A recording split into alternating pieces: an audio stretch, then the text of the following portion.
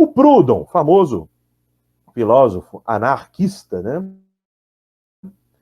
dizia que o capitalismo é um sistema opressor em que a imensa maioria trabalhadora é explorada pela minoria capitalista. É dele a famosa frase: a propriedade é o roubo. Que não é bem ele que inventa, né? Ele tira um pouco isso aí de Rousseau, que já também falava algo a respeito. O fim da propriedade, que ele está proclamando? Não, mas sim o fim da propriedade no seu uso egoísta.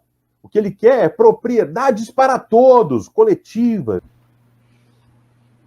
Esse que aparece aí na tela que eu estou compartilhando é o Kropotkin, que já é posterior, tá? Mas ele também pega a tradição lá de outros, como Proudhon, que é do tempo de Kardec, pouco antes até. O anarquismo é um pensamento filosófico bem estruturado, bem fundado. Você tem defensores como William Godwin, o próprio Proudhon, francês, Bakunin, Kropotkin, Henry David Thoreau, o Leon Tolstói, né, que adora encontro, que é um anarquista, também valoriza bastante. Anarquismo é diferente de bagunça, é que a palavra vem de a, que é não, no grego, arquia, de arqué, governo, sem governo central, mas não quer dizer que é desordem. Ele vai ter uma ordem local. Então vem aqui. Primeiro, uma organização voluntária, sem Estado. As pessoas vão se organizando em sociedade, sem precisar de um chefe mandando. Tá? Mais ou menos como se faz. Em cada praça tem seu prefeito, cada lugar.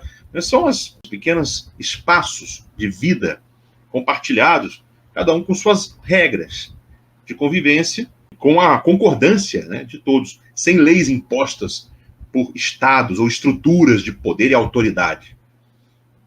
Cooperação sem coerção, sem autoridade, sem partidos, porque isso para eles são estruturas artificiais. Isso aqui é um resumo geral do pensamento anarquista. Há uma descentralização do poder, as decisões devem ser mais presenciais, diretas, por isso mais locais, nos chamados núcleos vitais, os bairros, os locais de trabalho, já definem mais ou menos como é a vida. Sem precisar lá do chefão nacional, né? Aquela figura, o figurão governante. As federações são feitas para consulta popular e a economia é de ajuda mútua. Todo mundo colabora, produz, distribui, pode fazer um fundo comum, todo mundo tira desse fundo comum e compartilha. Bem, o espiritismo tem ligação com isso? Claro que tem. Vou trazer aqui passagens breves de Allan Kardec e vocês vão identificar.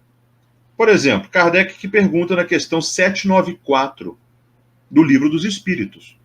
Pode a sociedade reger-se unicamente pelas leis naturais, sem o concurso das leis humanas? Que seria uma tese anarquista. A resposta: poderia, se todos as compreendessem bem, ou seja, existe uma exigência, né, intelectual e moral aí para isso acontecer legal. Se os homens quisessem praticá-las, as leis naturais, bastariam. O que é isso? Isso é a possibilidade de nós vivermos sem Estado, tá? Só com as leis naturais nos governando. Então tem a exigência de conhecê-las e praticá-las. Mas a abertura ao pensamento anarquista está, sim, na obra do Kardec. Na questão 796, ele diz que uma sociedade depravada, né, precisa de leis severas. Aquela tese aristotélica e também de Montesquieu, quanto mais o povo é rude, mais a lei tende a ser também severa. Quanto mais o povo é brando, mais as leis podem ser brandas. Então ele parte desse princípio. Infelizmente, as leis severas tendem mais a punir o mal do que secar a fonte.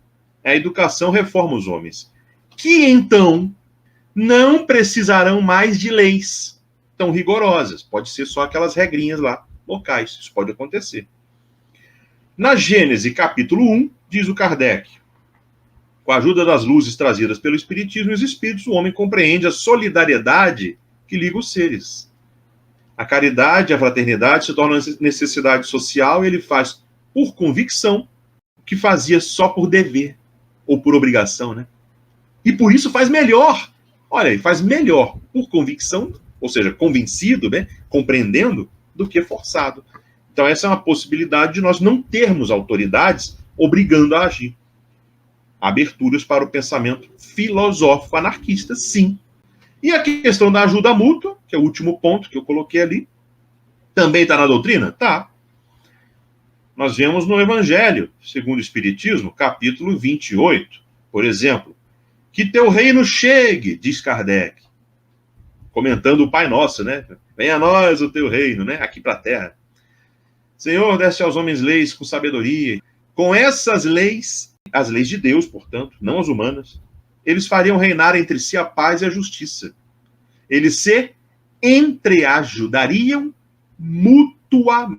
O que é isso? Ajuda mútua. O pensamento anarquista também, de compartilhamento econômico dos recursos.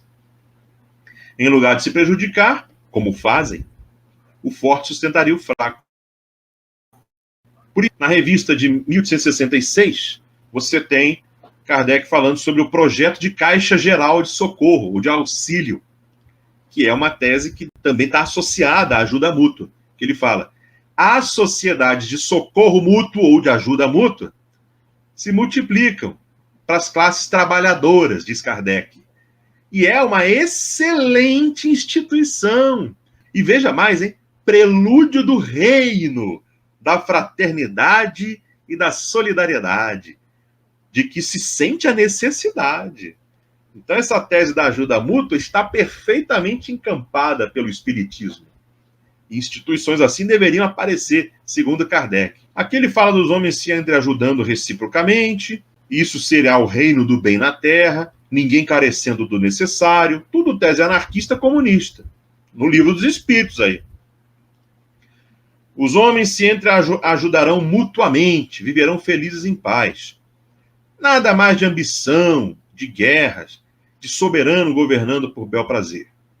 Nada mais de forte esmagando e explorando o fraco, equidade voluntária em todas as transações. Tudo isso é o quê? É o estado do mundo após a sua transformação. Isso vai ser na Terra. Kardec diz que a Terra um dia será assim. Tá? Isso está no artigo A Comuna de Königsfeld, o mundo futuro em miniatura, tá? Do sustento mútuo. Então as relações de anarquismo com o espiritismo existem. Tá aí. Eu achei muito bacana como você falou, que tem uma pessoa que já avacalha o conceito de comunismo. Né? O conceito de anarquismo, eles ligam mesmo a bagunça, a turba, né? Não faz o menor sentido. Eu acho que a forma que você trouxe, embora tenha sido rápida, a gente não pôde se dedicar muito, mas ela foi bem transparente e deu para a gente poder compreender